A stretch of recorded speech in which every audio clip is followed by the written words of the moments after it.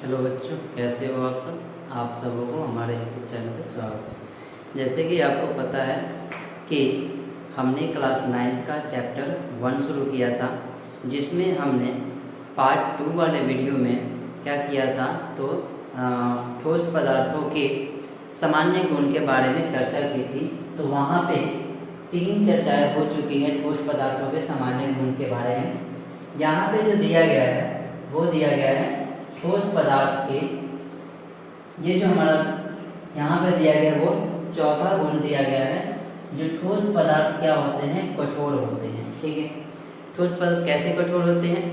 तो ठोस पदार्थ इसलिए कठोर होते हैं क्योंकि इनके अणुओं के बीच अंतरा आणविक आकर्षण बल काफ़ी मजबूती से होता है, और ये एक दूसरे को क्या करते हैं, इनके अणु जो होते हैं एक दूसरे के मजबूती से जकड़े हुए होते हैं, जिनके कारण से हम कह सकते हैं कि ये जो होता है वो क्या होता है, कठोर होता है। ठीक है, यानी कि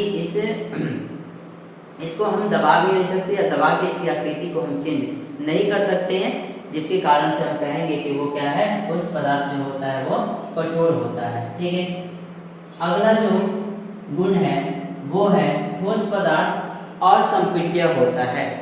मतलब कि ठोस पदार्थ असंपीड्य का मतलब, और संपीड्य का मतलब क्या होता है? संपीड्य का मतलब होता है कि दबा देना। ठीक है, कि उसको दबाने के बाद वो दब जाए।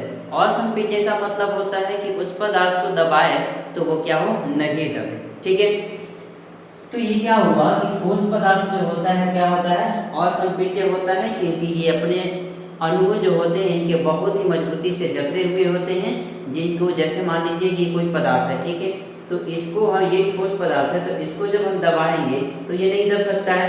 इसको दबाने के बाद इसकी आकृति नहीं बदल सकती है, तो इसीलिए कहेंगे कि ठोस पदार्थ जो होता है वो क्या होता है, असंपीड्य होता है। ठीक है, ठोस पदार्थों में बहाव की प्रवृत्ति नहीं होती है। ठीक है, ठोस पदार्थ जो होते हैं इसमें बहाव की प्रवृत्ति क्यों नहीं होगा? क्योंकि इसके अणुओं के बीच क्या है, आकर्षण बल ज़्यादा है। जब इसको गर्म करते हैं तो ठोस पदार्थों में बहाव हमें देखने को नहीं मिलती है, इसमें प्रसार देखने को नहीं मिलती है। ठीक है, अगला जो गुण है वो है कि ठोस पदार्थों को गर्म या ठंडा करने पर इनका प्रसार एवं संकुचन बहुत कम होता है। ठीक है, यानी कि ठोस पदार्थ को जब हम गर्म या ठंडा करते हैं तो इसमें जो होता है, ये प्रसार जो दिखाई दे रहा है, तो प्रसार इसमें नहीं हो पाता है। ठीक है, ये एक जगह से दूसरी जगह तक फैल नहीं पाता है। ठीक है, और उसमें संकुचन जो होती है, संकुचन की क्रिया जो होती है वो बहुत ही कम होती है। उसके बाद बात करें इसमें इस ठोस में क्या होता है, उत्पादन की क्रिया होती है।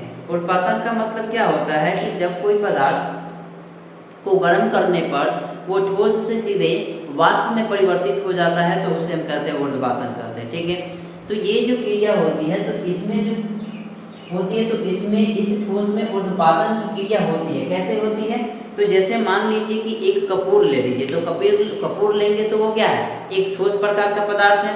ठीक है, जब उसे हम गर्म करते हैं तो वो क्या द्रव रूप में परिवर्तित होता है? नहीं होता है। ठीक है, वो सीधे किस में परिवर्तित हो जाता है, तो वो एक गैस के रूप में परिवर्तित हो जाता है, यानी वाष्प के रूप में परिवर्तित हो जाता है।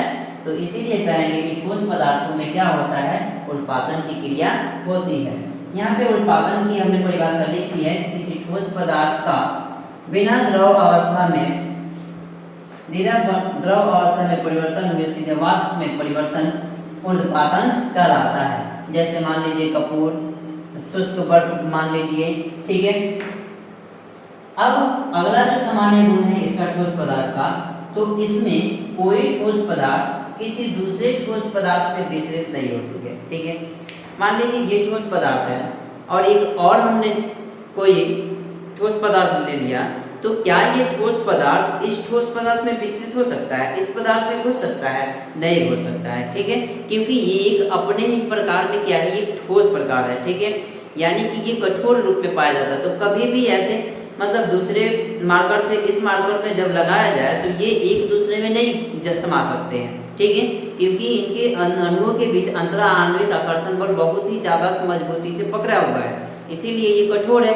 कठोर है तो इसमें क्या हो सकता है कि एक पदार्थ दूसरे पदार्थ में क्या हो जाते हैं, नहीं समा पाएंगे। ठीक है, तो इसमें इसमें कोई ठोस पदार्थ किसी दूसरे ठोस पदार्थों में मिश्रित नहीं होता है। ठीक है, तो विसरण की क्या परिभाषा होती है? तो विसरण की परिभाषा होती है कि विसरण वह प्रक्रिया है जिसमें किसी द्रव के कण किसी अन्य द्रव में प्रवेश करते हैं। यानी कि विसरण का मतलब होता है कि कोई द्रव का कण हो किसी दूसरे द्रव के कण में क्या हो जाए, प्रवेश कर जाए, तो वो हमारा कहलाएगा क्या, कि वो विसरण कहलाएगा। ठीक है, मान लीजिए कि कोई पानी लेते हैं, तो पानी लेते हैं तो किसी कागज पर डाल देते हैं तो वो क्या हो जाता है, तो उसमें विसरण हो जाता है, यानी कि उसमें क्या होता है, वो समा जाता है। ठीक है, अब आते हैं हम पदार्थ की द्रव अवस्था। ठीक है, पदार्थ की द्रव अवस्था क्या है? तो पदार्थ की द्रव अवस्था में देखें तो द्रव अवस्था में क्या होता है कि जो इनमें अंतरा आणविक आकर्षण बल होता है वो क्या होता है, ठोस की तुलना में कम होता है। ठीक है, और इनके अणुओं के बीच अंतरा आणविक स्थान जो होता है वो क्या होता है, थोड़ा सा ठोस के तुलना में क्या होता है, थोड़ी सी दूरी पर ये होते हैं। ठीक है, यानी कि इनमें अंतराण स्थान क्या होता है, अधिक होता है। किसके तुलना में? तो ठोस के तुलना में अधिक होता है। ठीक है, इसका मतलब ये हुआ कि जब इनके अणुओं के बीच अंतराणविक यानी कि द्रव में अंतराणविक स्थान ज़्यादा है तो ये इसके अणु जो होंगे एक जगह से दूसरे जगह तक गमन कर सकते हैं। इसका मतलब ये नहीं कह सकते हैं कि हमारा जो अगर इसमें अन्वय स्थान क्या है, ज़्यादा है, तो इसका मतलब ये हुआ कि ये फिर बाहर प्रसारित हो जाए, वो उतना ही दूर में प्रसारण करेंगे, उतना ही दूर में वो गमन करेंगे, बाहर वो नहीं निकल सकते हैं। ठीक है, इनके अणुओं के बीच अंतर जितना भी कमजोर नहीं होता है जिसके कारण से वो बाहर निकल पाए। ठीक है, तो इन द्रव की सामान्य गुण की बात की जाए तो देखेंगे कि द्रव की जो आकृति होती है वो निश्चित नहीं होती है, किंतु उसका आयतन निश्चित होता है। ठीक है, यानी कि इसका मतलब क्या हुआ कि द्रव की परिभाषा हम कहे जाए तो क्या कह सकते हैं कि वह पदार्थ जिसकी आकृति क्या होती है, अनिश्चित होती है, तथा उसका आयतन जो होता है वो निश्चित होता है, तो वो द्रव की परिभाषा कहलाती है, उसे हम द्रव कहते हैं। ठीक है, तो इसमें सामान्य गुण में द्रव की बात की जाए, कहा जा रहा है कि द्रव की आकृति निश्चित नहीं होती है किंतु उसका आयतन निश्चित होता है। इसका मतलब क्या हुआ कि मान लीजिए कि हम एक गिलास में हम पानी लिए। ठीक है, इस गिलास में हम क्या लिए, पानी लिए। ठीक है, तो और यहाँ पे हमने एक बाल्टी रख दी। ठीक है, बाल्टी रख दी। ठीक है, अब इसमें क्या होगा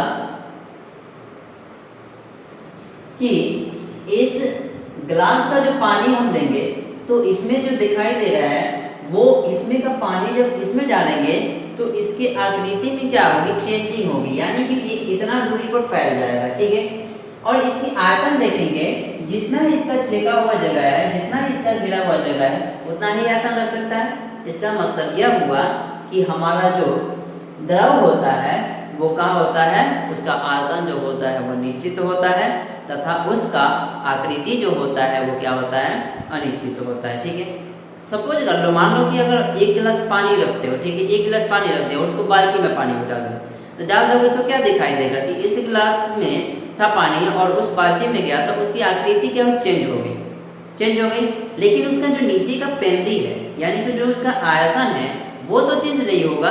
ठीक है, तो इसका मतलब यह हुआ कि द्रव की आकृति निश्चित नहीं होती है किंतु उसका आयतन जो होता है वह निश्चित होता है। दूसरा बात की जाए, द्रव का घनत्व जो होता है उसके ठोस के घनत्व से कम होता है। ये कन्फर्म है कि जो ठोस का घनत्व होता है वो सर्वाधिक होता है, तो जो द्रव का कण होगा इसका जो घनत्व होगा वो क्या होगा, ठोस की तुलना में थोड़ी सी कम होगी। ठीक है, तो आज के लिए इतना ही, फिर नेक्स्ट वीडियो में आगे की बात करेंगे सामान्य गुण के बारे में। ठीक है।